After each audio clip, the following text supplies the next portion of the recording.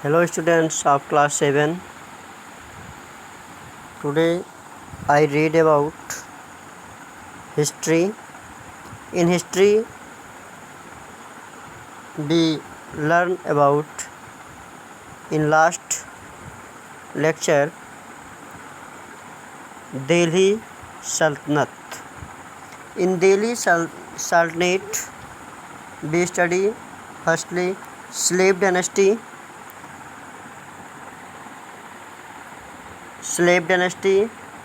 The founder of slave dynasty is Alauddin Khilji.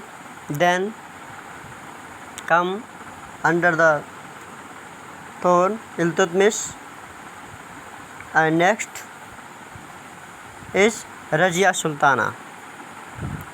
After Razia Sultan got Delhi throne Nasiruddin Muhammad and then Ghiyasuddin Balban.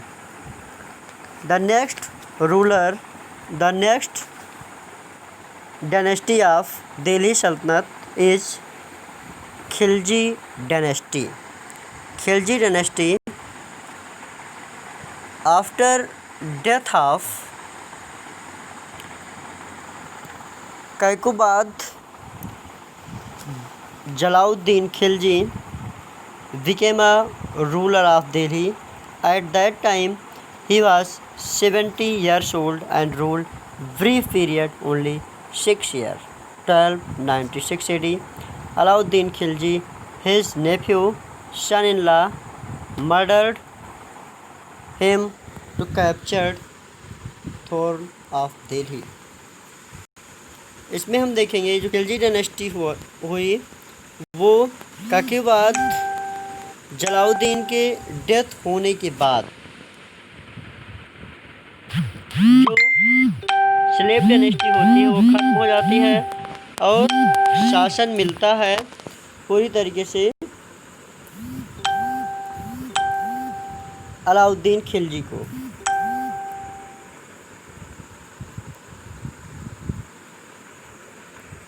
जिसके तहत हम लोग देखेंगे जब अलाउद्दीन खिलजी पूरी तरीके से खिलजी डायनेस्टी की स्थापना करते हैं उस टाइम इनकी एज 70 ईयर्स रहती है। इन्होंने दिल्ली सल्तनत में बहुत ही कम पीरियड के लिए शासन किया। इनके अलावा 1296 में अलाउद्दीन खिलजी ने अपने नेफ्यू सन इन लॉ जो अलाउद्दीन खिलजी हुए इनके नेफ्यू और सन इन लॉ ने पूरी तरीके से इनका मर्डर कर दिया और पूरी तरीके से दिल्ली का सिंहासन उनको मिल गया। केस स्टडी हम करेंगे, अलाउद्दीन खिलजी के बारे में पढ़ेंगे। Alauddin Khilji was very efficient and capable ruler both administratively and militarily. Alauddin Khilji बहुत ही एफिशिएंट रूलर था, एडमिनिस्ट्रेटर भी बहुत अच्छा था और इसके पास आर्मी भी बहुत अच्छी थी। इसका जो ओरिजिनल नेम था वो था अली गुरसैफ। ये एक बहुत ही एम्बिशियस पर्सन था, बहुत ही महत्वाकांक्षी सम्राट था। ये चाह रहा था कि वर्ल्ड के बहुत सारे क्षेत्रों को ये अपने क्षेत्र में मिलाना चाहता था। इस नाते अलाउद्दीन खिलजी को सेकंड सिकंदर कहा जाता है, second Alexander.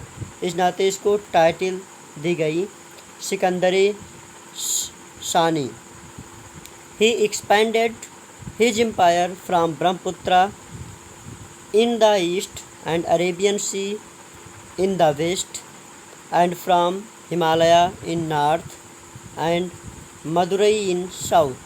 In fact, he was first Muslim ruler who carried conquest in south. In fact, he was first Muslim ruler who carried conquest in southern part of India. ये पूरी तरीके से बहुत सारे क्षेत्रों को अपने में मिलाना चाहता था। इस नाते इसने अपने एम्पायर को और भी एक्सपैंड करना शुरू किया।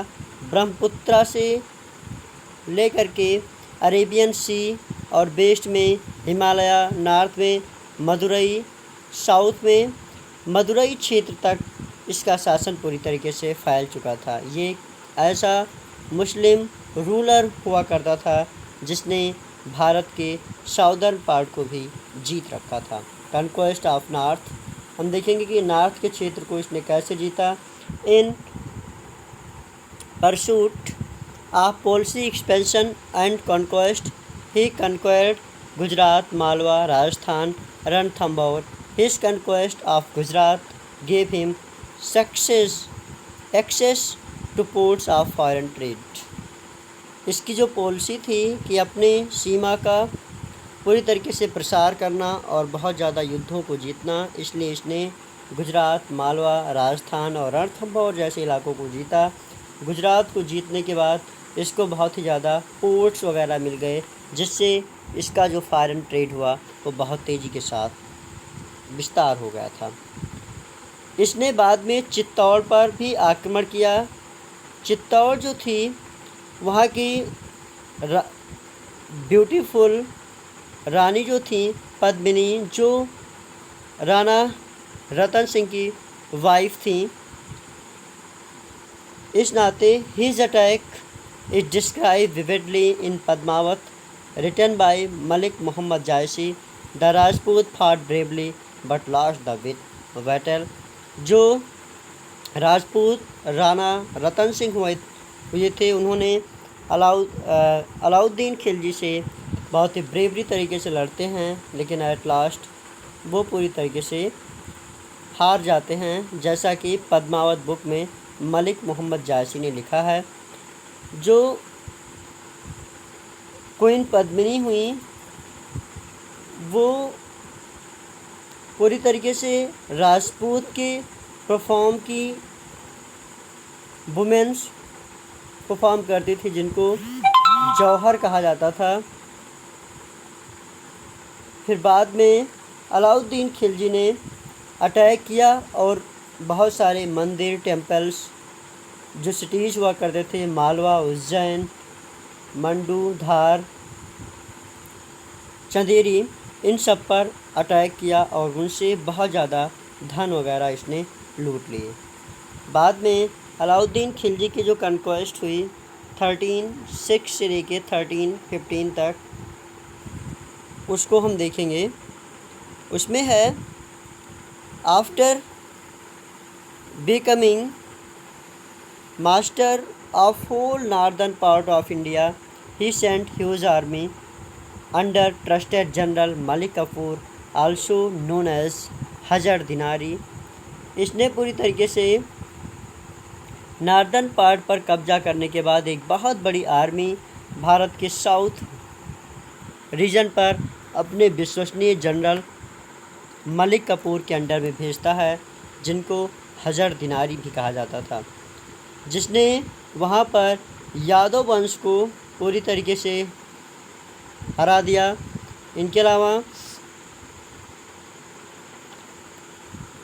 कटकियास और बरंगाल, होशियाल्स, इनके अलावा दौरा समुद्रास इलाके के उसने कब्जा कर लिया। He advanced as far Rameswaram and from the he return back India's large booty. इसने पूरी तरीके से रामेश्वरम तक के क्षेत्रों को पूरी तरीके से उतने क्षेत्रों पर अटैक किया था। बाद में शॉर्ट टाइम ऑफ पीरियड में जो अलाउद्दीन खिलजी हुए वो पूरी तरीके से वापस आ चुके थे, क्योंकि ये चाहता था कि जो अशोका की एम्पायर बहुत बड़ी थी उतने क्षेत्रों को कम से कम कब्जा किया जाए। Alauddin knew that south was far and it was difficult for him rule over from Delhi. ये जो अलाउद्दीन खिलजी था ये पूरी तरीके से अब बहुत ज़्यादा साउथ में नहीं जाना चाह रहा था, क्योंकि समझ रहा था कि बहुत दूर तक दिल्ली के सिंहासन पर बैठते हुए शासन नहीं किया जा सकेगा। इस नाते इसने appointed southern king his vessels and took annual tributes from them. Alauddin Khilji died in 1360. After his death, the Khilji dynasty became weak. A war of succession broke out. As result, Tughlaq began rule over Delhi. जो खिलजी की death हो गई 1316 AD में, खिलजी के बाद इस dynasty में कोई पावरफुल सम्राट नहीं हुआ। इस नाते खिलजी डायनेस्टी ख़त्म हो जाती है और अब भारत में तुगलक का शासन आ जाता है। अलाउद्दीन खिलजी की एडमिनिस्ट्रेशंस के बारे में हम देखेंगे। वीडियोस थोड़ा बड़ी हो रही है, लेकिन थोड़ा सा और देखेंगे। इसकी लैंड और रेवेन्यू पॉलिसीज़ देखेंगे। रेवेन्यू पॉलिसी को इंक्रीज़ करने के लिए जो अलाउद्दीन खिलजी हुआ, इसने बहुत सारे मेजर्स अपनाए। जो फर्स्ट हुआ कि वो पूरी तरीके से लैंड को रेंट फ्री इसने किया। पूरी तरीके से जो नोबेल और प्रेस्ट फैमिली हुआ करती थी उसको इसने फ्री दे दिया था, और बहुत सारी जो स्टेट लैंड थी उस पर रेवेन्यू लेता था, और जो रेवेन्यू थी वो पूरी तरीके से फिक्स कर दी गई थी। जो फार्मर हुआ करते थे वो अपनी प्रोडक्टिविटी का जो 1/3 पार्ट हुआ करता था वो सम्राट को देना पड़ता था। उस टाइम की जो डोव रीजन इलाका होता था, दैट मीन्स जो गंगा और यमुना के बीच का जो रीजन्स हुआ करता था वो बहुत ही ज़्यादा फर्टाइल्स हुआ करता था। इस नाते वहाँ के किसान कुछ पेड कैश के रूप में भी पूरी तरीके से रेवेन्यू दिया करते थे।